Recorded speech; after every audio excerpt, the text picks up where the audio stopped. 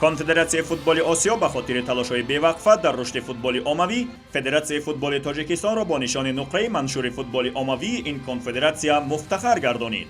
дар сайти расмии ин ташкилот омадааст ин нишонро пас аз баррасии 20 нишондод аз ҷумла озмунҳои оммавӣ, сохтори ташкилоти футболӣ, фаъолиятҳои рӯзмарра ва ҳамкориҳои мутақобилаи федератсияҳо ба кишварҳо медиҳанд ва федератсияи футболи тоҷикистон ҷавобгӯи талаботи ҳамаи нишондодҳо мебошад. барои ҷалби кӯдакону наврасон федератсияи футболи тоҷикистон ба се мавзӯи муҳим таваҷҷӯҳ карда ки иборат аз ташкили барномаҳо барои бозигарон, мусобиқоти оммавӣ ва тарҳҳои рушди футболи бонувон мебошад. аз ҷумла дар доираи барномаҳо ва фестивалҳои хоси федератсияи футболи тоҷикистон дар маҷмӯъ 31990 кӯдакон дар саросари тоҷикистон иштирок доштанд ки аз қишрҳои гуногуни ҷомеа буда кӯдакони тавоноиҳояшон маҳдудро низ шомил мешуд.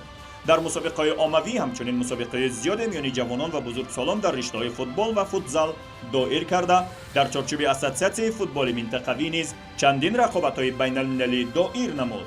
дар рушди футболи бонувон низ федератсияи футболи тоҷикистон талошҳои босамар дошта дар маҷмӯъ 20 дастаи занона дар доираи лигаи занона ва лигаи духтарони то 15 сола 180 бозӣ баргузор карданду духтарон дар фестивалҳо ва мусобиқаҳои дигар низ иштирок намуданд.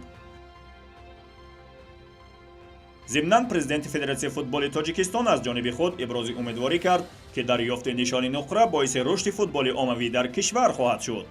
муҳтарам Рустами Эмомалӣ иброз дошт ки дар ҳоли ҳозир футбол тамоми қишрҳоро дар тоҷикистон фаро гирифта метавон шоҳиди бозии футбол дар кӯчаҳо, мактабҳо ва деҳаҳо низ шуд. ҷо кардани меҳри футбол дар қалби бозигарон аз хурдсолӣ аз ҷумлаи афзалиятҳои футболи оммавӣ дар кишвари мо мебошад. президенти футболи тоҷикистон таъкид кард ки нишони нуқраи конфедератсияи футболи осиё ангезаи муҳим барои рушди футболи оммавӣ дар кишвари мо хоҳад шуд.